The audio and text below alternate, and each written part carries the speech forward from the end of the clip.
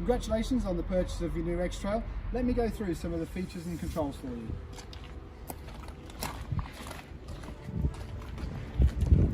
So there's many different ways of opening the boot. One of them is just step forward with your foot underneath, step back, and it opens up for you, which is great when you've got your hands full of bags. Also there's a button on here, you can press this button here to bring it down again.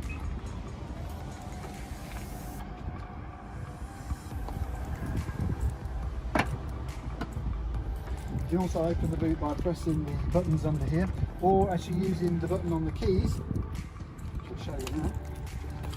This button here, that will also open the boot for you as well.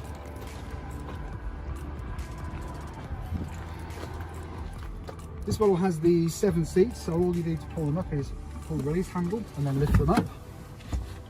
And to drop them down again, pull the release handle and drop them down. Inside here you've got your tools like your jack and your wheel brace, they're all inside here.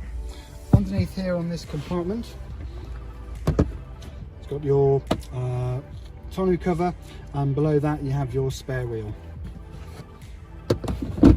You've also got a 12-volt socket inside the boot here, and you've also got ties to secure things down inside the boot.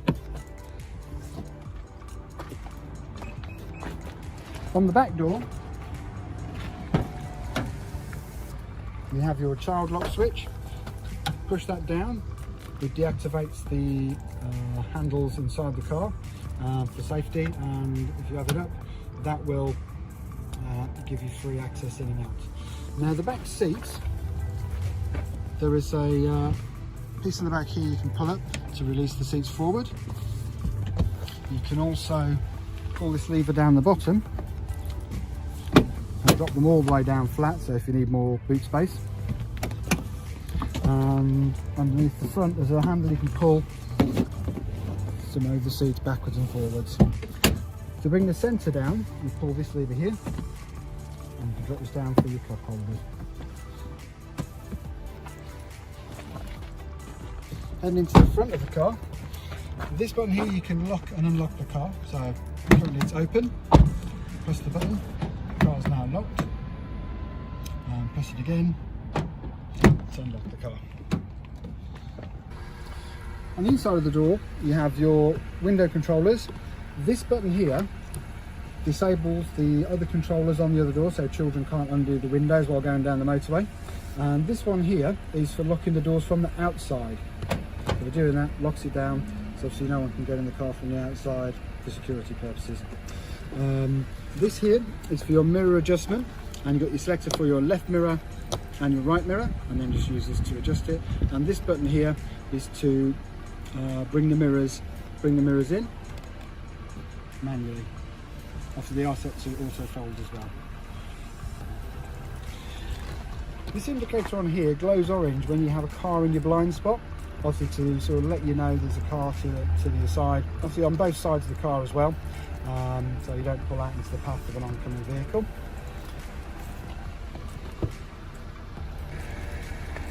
On the side of the driver's seat you have this button here, which you can slide backwards and forwards for adjusting the seat. The back edge, if you lift that up and down, it raises and lowers the seat. This one is for the angle of the backrest. This one is for the lumbar support on the lower part of the spine, so it brings the chair in and out and the lower, small of your back. Down here we have your bonnet release and fuel release. Heated steering wheel button. This one's to turn off the start-stop technology, it does save you fuel. Automatically you've also got an eco button to make the car drive more economically. Your electronic stability program, which you'd normally leave that on unless you're driving in ice or snow or very slippery conditions. It's there to sort of help the car control the car in the event of a skid on a normal road. This is your lane departure warnings. Another way of opening the boot, so you hold this button down and it will open the power tailgate for you, which you can turn off, so you can do it manually as well, but normally we leave that on. Here you have the light adjustment for the dashboard, so you can turn the lights up and down within the dashboard, and your trip reset. Now moving on to your steering wheel and steering column controls. Up here you have the stick for the windscreen wipers, so one push up is a single wipe, one push down is automatic, which this collar piece here will adjust the sensitivity, so you can manually put them on by pressing all the way down. This cap on the end is for the rear wiper, intermittent and full, and obviously by pulling it towards you or pushing it away, it will spray water on the front and rear windscreens. On your steering wheel, you can obviously answer your phone calls here, and also activate the voice control, and also put the call down there too. These two buttons here are your cruise control and speed limiter. So if I show you how that one works, so if I press the speed limiter button and then press set on the display here, the limit is now set at 20 miles an hour. So it's designed to stop you creeping over the speed limit. Obviously you can increase that, and if you hold the button down it will jump. So that will prevent it from accidentally creeping over 35 miles an hour. And to remove it, just press it again. Now your cruise control, so if you're on the motorway doing 70 miles an hour, it's nice and clear, you might wish to press this button and press set. 70 miles an hour would come up on the display there, and then you can take your feet off the pedals and the car will stay at that speed for you. However, if you want to speed up or slow down, you can use these two buttons here to speed up or slow the car down. However, if someone does pull in front of you going a lot slower, you can use the brakes to slow the car down, which will disengage the cruise control. But if you want to reset it again, just press set and then it will re-engage itself.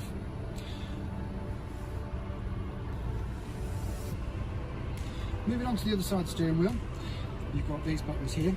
So these two will toggle through your radio stations or the tracks on your CD. This one for the volume control will work obviously with your radio, with your phone calls. It'll also work with the sat nav if you catch it while she's talking. These buttons here and this one are for the TFT display in the dashboard. So you can scroll across to show the different screens that are available to you.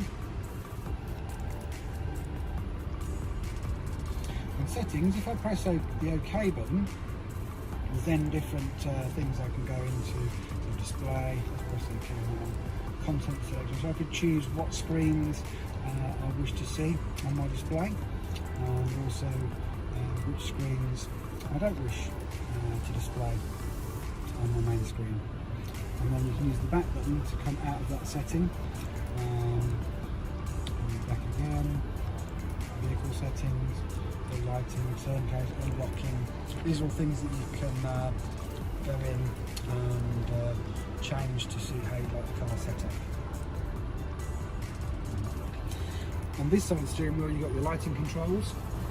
So the lights are currently on automatic, but you can turn them on manually, put the side lights on or turn them off completely.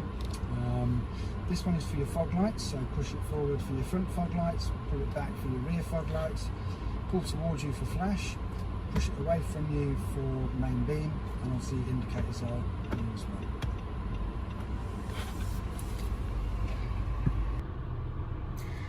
Now moving on to your centre console, so I'll work our way through.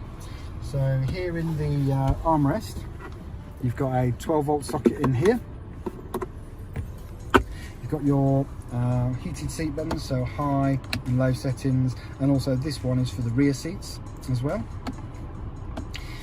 This little piece here, I don't know if you can see the arrow there, but it's pointing towards either vents or closed.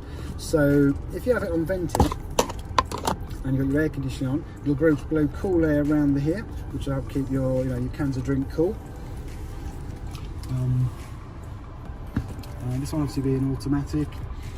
This one's got the electronic handbrake, which you lift it up to put it on and push it down to turn it off. However, you would either need to have your foot on the foot brake to do that manually, or if you just put the car into drive or first gear and drive away, the handbrake will automatically release and let you go. Under here you've got another 12 volt socket, a USB port and an auxiliary socket. You have a dual climate control system, so you've got your front demister, aircon button, automatic, so it'll adjust the fan speed depending on what temperature you set the car to. recirculating air. Basically this is the different modes of where it will blow to. So this is basically aimed at the windscreen and eye level and feet, and you obviously can have any combination of those. This also is for your fan speed, so you can turn the fan up or down with this button. You can turn the whole unit off as well.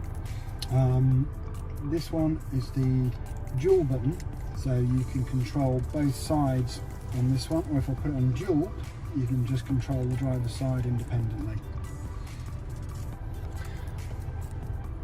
Your main infotainment screen that you have here, so this button here gives you your phone screens, so contacts, call list, redial and connect a new phone. You've got the radio button with the radio stations. You have a DAB list, so you've got all your stations here, which we can scroll through like so. If there's one that you like the look of, like this one, and you want to save it, just hold down the button, and now that's saved on button number 5 for you. Obviously you can switch to CD or auxiliary, which would be Bluetooth or plug-in auxiliary. This one here will toggle through the tracks on your CD and the radio stations as well. You have your camera button. When you put the car in reverse, they automatically will come on, showing you the rear view here and the full overview. Now if I turn the steering wheel, you see the lines on the screen move, so it tells you your projected route for the car. On this screen here, if I press the camera button again, that will be the front wheel on the passenger side, so you can line it up, you know, drive up to the curb and then straighten it out as you come in close. Over this side here, you've got your map button, so press map, and your maps come up on the screen there.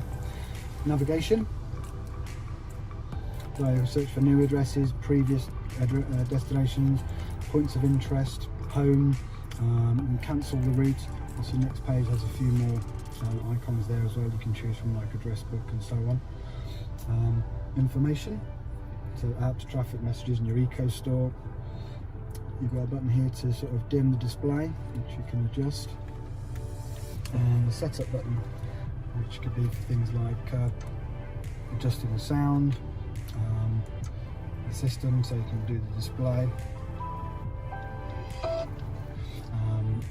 And all sorts of things that you can change on there. Back from that one, settings for your navigation, route options, fastest, minimise toll roads, that kind of thing.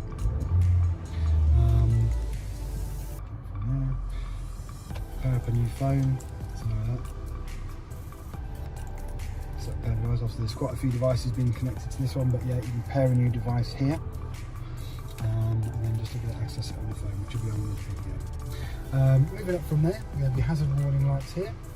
We have the button to turn off the anti-dazzle mirror, somewhere to get your sunglasses. This button here is for the roof controls, so a slight push back will open the display.